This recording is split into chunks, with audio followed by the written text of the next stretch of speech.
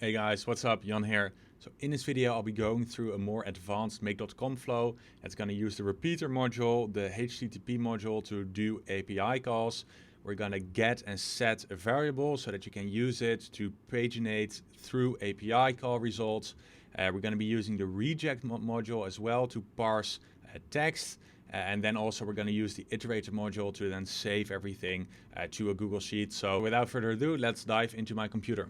All right, guys. So as always, we're going to use an example scenario to get the point across and kind of give the use cases of each and every module, as opposed to being stuck in the theory. So in this case, what we're going to be doing is we're going to get a search result from front. So if you're not familiar with front, it's like a customer service application where you can link multiple inboxes and multiple different channels.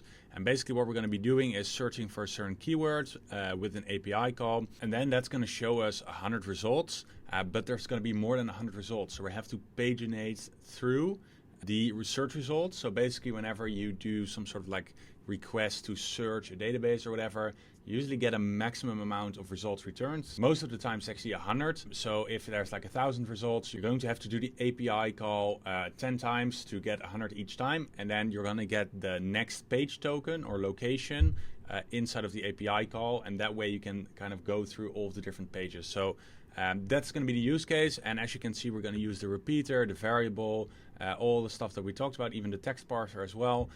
So it's going to be good. And yeah, I'm just going to build it from scratch and then take you guys along. All right, so the first step is the API call. So why would you ever use an API call? Well, basically, if your application you're trying to integrate with is not inside of the make.com library yet, you basically want to just look up their API endpoints themselves, because any application that does have an integration, when you see actions that are basically also API endpoints, they just made it look nice for you. And in this case, you just have to do it yourself because they haven't made that integration yet. So in this case, we're integrating with front. They don't have an integration with make.com yet as of this recording. And yeah, we're going to search for messages. So I already pulled it up, and here in the conversation list, we're going to go to search conversations. And then as you can see, we have a get request, which is the method. You want to remember that. So as you can see, you get, post, patch, put, and delete, which I think are all of them. But those are basically the methods of interacting with the API. And then, we got the endpoint here. So basically where we want to direct ourselves to.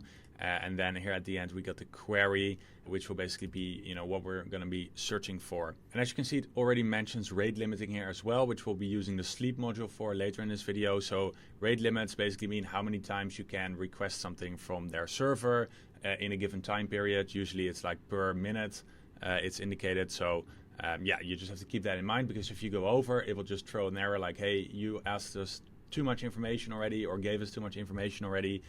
Please be quiet for now. So yeah, you want to keep that in mind when setting up your automations to make sure you don't hit those rate limits, because then obviously your automation will not work. All right, so then just going back to make, I create a new scenario here, just give it a name. And then in the search apps and modules, to do an API call, we're going to have to use the HTTP module and then make a request. And then as you can see here, you have the URL, which will be like the endpoint, which we're going to request to, and the method we just talked about as well. So just switching back to the tab, we have to do a get, and we have to use this endpoint. So I'm just going to copy it over. Get, it's already set up, and then we're going to paste this in. And then obviously we also have to fill out the query, like what are we actually searching for. So let's see. Okay, so as you can see, we can add it at the end here, and then we have to URL encode it to make sure it actually works.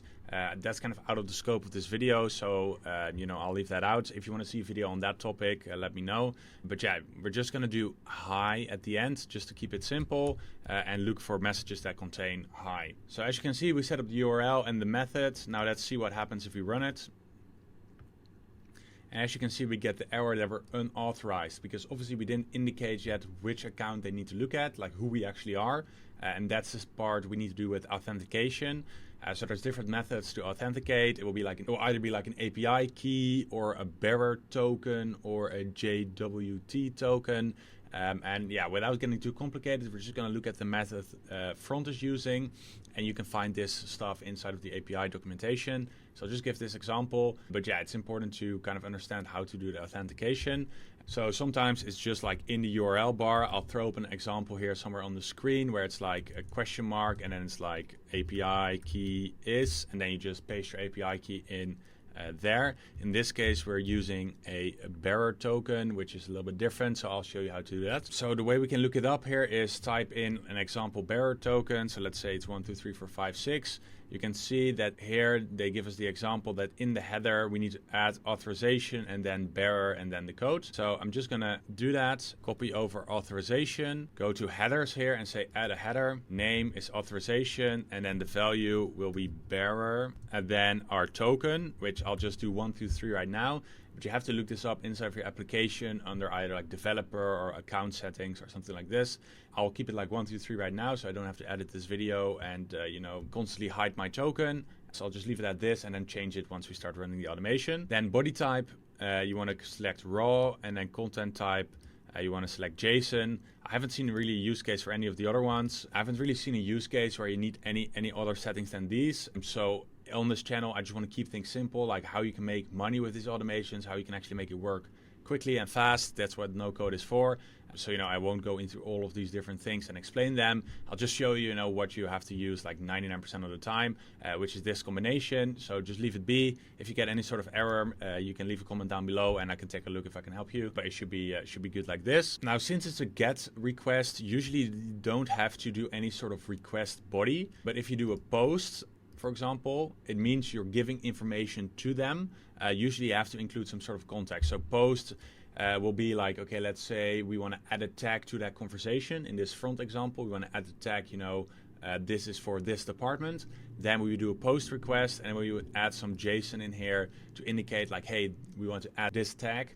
But in this case, since we're doing a GET request, we want to get data, we're just going to do like, hey, we just want to get the search high and get that information and then see what they give us. And then finally, what you can do here at the bottom as well is say parse response is yes. And this way it's super easy. You will get back the JSON. So the way they return the data already parsed into different like variables, as opposed to getting the raw JSON and then having to parse it yourself. So again, in 99% of the cases, just select yes and it will be easiest to work with. All right, so let me change out the token for the actual one and then I'll run it to see what we get. All right, and as you can see, it ran successfully. We get a status code 200, which means success. And then here in data and then results, we get 50 results in there, which are basically all emails that include hi in there. So as you can see, there's some IDs and some other stuff and information in here. We're not going to really go into that because it's not really relevant for this video. But what we want to do here is look at the pagination, because we just got 50 results, but the total amount, as you can see here, is, what is that? 1.8 million emails inside of our front that have hi in there. So yeah, in this case, obviously, we're not going to paginate through all of them, but let's say the results are like, 200. Then you want to 4 times paginate through this and make sure, you get the right amount for you. So what we're going to be looking for here is a pagination type of thing. So we call pagination. As you can see, there's a next up URL, which is basically the URL, and then it says page token, and then it gives us a token of what will be the next page for us to visit. So this is a way of knowing, okay, this is the first page, this is the next page, and then if we run the next page, we'll get another token, and we'll get another token to go to the next page until there's no more pages left. All right, so the first step is going to be to get this pagination token out of this string and make sure we set it as a variable so we can feed it to the automation to know, okay, what kind of page do I need to visit? So to do this, we're going to do it very simply. So just real quick, why can't we just take this variable and set it? It's because with the first API call, we're going to do the full thing. And then afterwards, we need to add in the pagination token. So what we need to do is we need to basically extract the page token. So why can't we just take this entire variable and paste it on top here to be the URL for our next request? Well, because the first one will not have this variable yet. So the first one will then be empty and throw an error. So what we should do instead is we should append, so add to the end, this page token once we have it in the second iteration of the loop. So what we're going to do is we're going to parse this text and basically get the page token to then add to the URL endpoint so that we know what the next page is. So just follow along. It will become more easily to understand once we get. So first of all, let's parse out that part of the text. And to do that, we're going to actually use the text parser down here, and we're going to do the match pattern. So match pattern is basically like a way, so match pattern is basically to give a regex statement, which is basically like fancy computer language to parse certain pieces of a text. So basically you're telling the computer like, hey, everything after the question mark, in our case, we want to, assign that to an output variable. To be honest, this stuff is not really something, I think a lot of people can actually understand and read. They just look it up online and they tinker with it until it works. But lucky for us, obviously we have ChatGPT now. So what we're going to do is we're going to just ask ChatGPT to write us a regex statement and that works. So I'll just show you how to do that. So we just go here and we take the text we want to parse from. So from the pagination, we just want to take this entire thing. We then go to ChatGPT. And then I'm going to ask them, write me a regex statement that parses everything after the question mark from this string, assign it to an output group. I'm going to paste. And then what we want to do is we want to take this pattern. So just to confirm,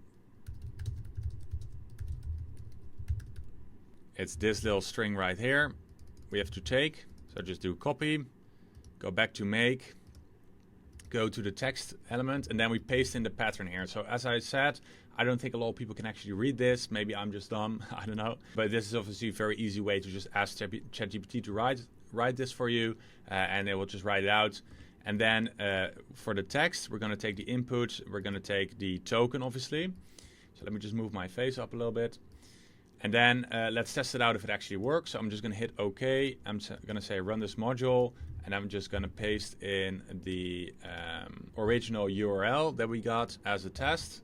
So move my face again, and then we click OK, and then it runs. And then as you can see, we get page token is, and then we get the code. So it's exactly as we wanted, and it gives us the full next page token to append to our HTTP request. So now we run into our next issue because we cannot just add it here because it will not show up, because it's only after we've done the API call that we get the information, and we cannot go backwards. So to do this, we actually need to use the set variable module. So in tools, you can do set variable, and you can add it as a module.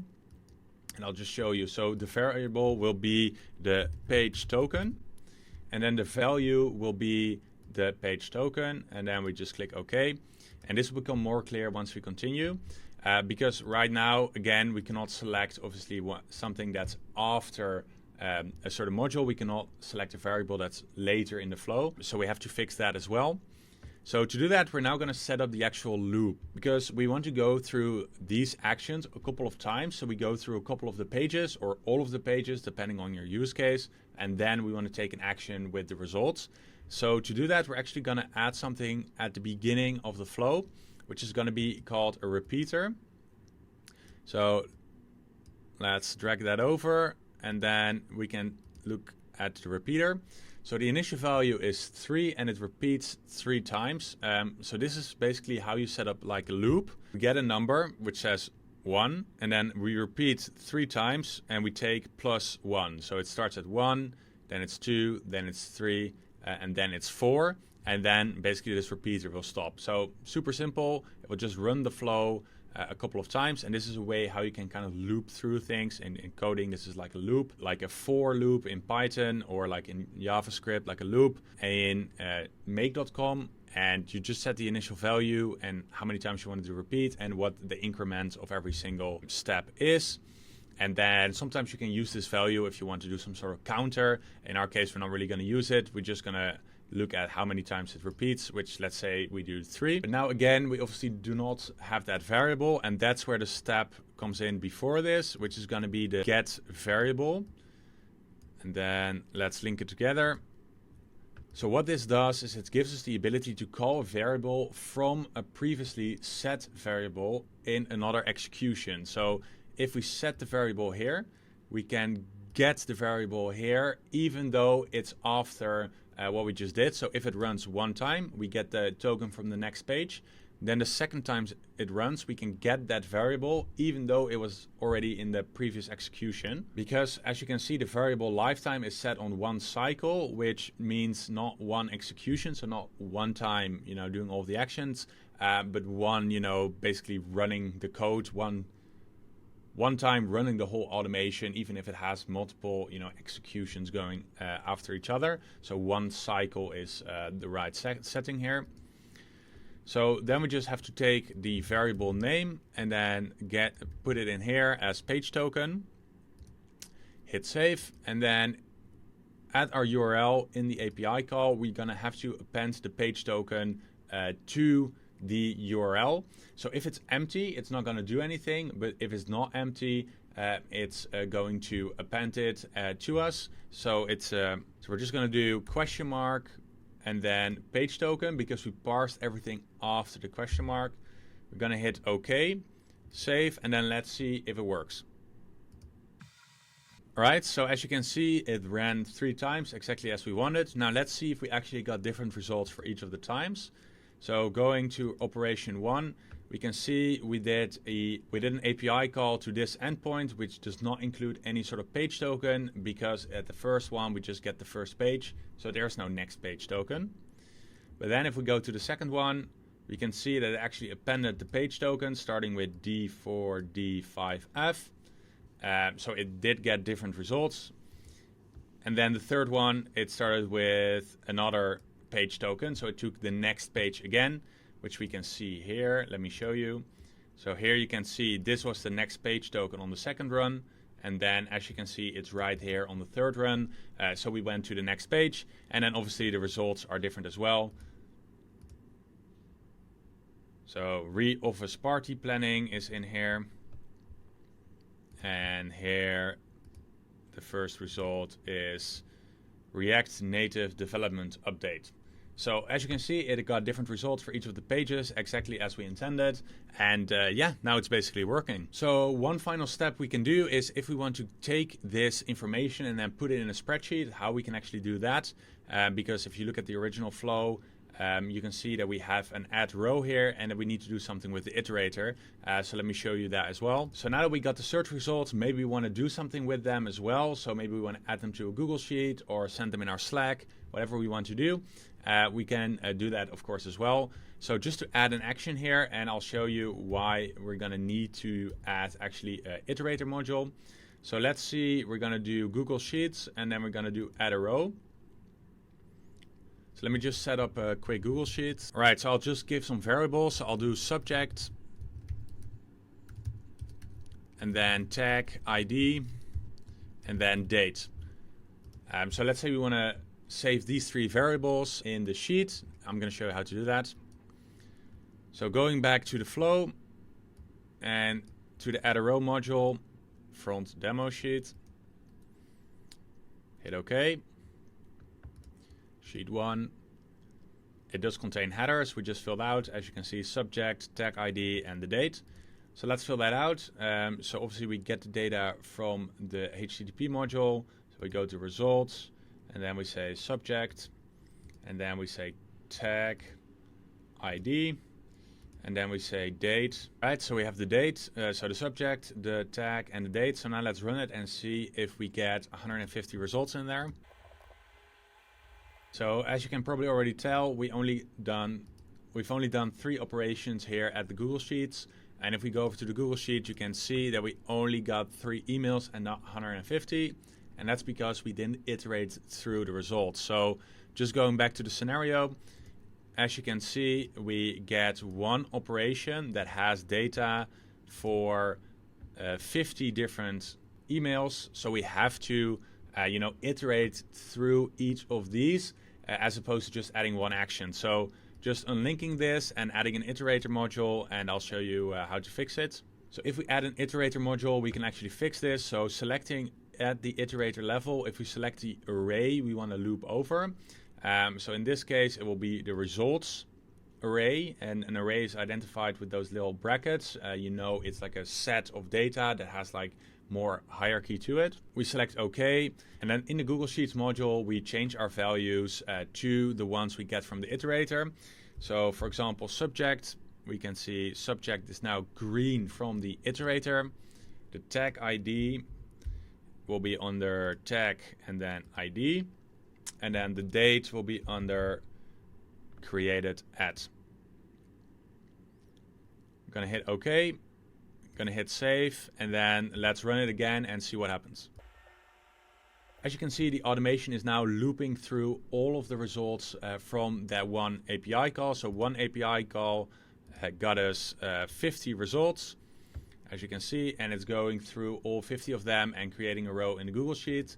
So just showing you live, as you can see, they're popping in there, and it's going to keep updating those until we hit all 150, because now once it hits 50, which is the last one, you can see it now starts the second run, and it's going to keep updating the Google Sheet. So I'll just hit stop for now because I don't want to waste a lot of operations on this dummy data, but you get the point. It will just keep going until all 150 are hit. So now we've built the full flow. You know how to use a repeater, you know how to use the variable module, how to get and set a variable, you know how to do an API call, you know how to parse text with the Regex statement, with the text parser module, and then you know how to iterate through the results so you can get everything inside of a Google Sheet. All right, so that was an advanced make.com flow. So if this was helpful, make sure to check out the links in the description.